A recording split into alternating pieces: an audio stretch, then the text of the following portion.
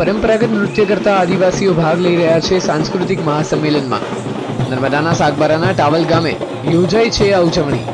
મહત્વની વાત તો એ છે કે આ ઉજવણીમાં યુવાનો સહિત વૃદ્ધાઓએ પણ ભાગ લીધો, તો વળી આદિવાસીઓની વેશભૂષામાં પણ વૈવિધ્ય જોવા મળ્યું હતું।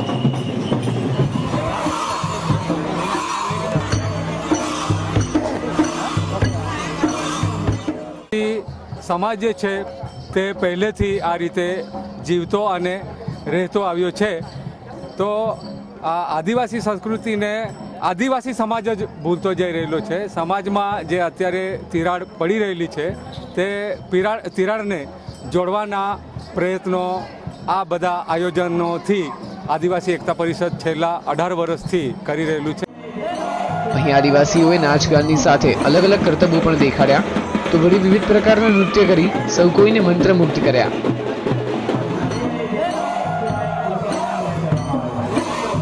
ये नाच हो रहा है, इसमें पूरी आदिवासी की जीवन रीति आ जाती है। हर्ष, शोक, रुदन, करुणा, दया, ममता और ये प्रकृति के साथ, नेचर के साथ जो विकास हो रहा है, आदमी जो जुड़ा हुआ है, इंसान, ये पूरा जो नेचर है ये इसमें आ जाता है। ये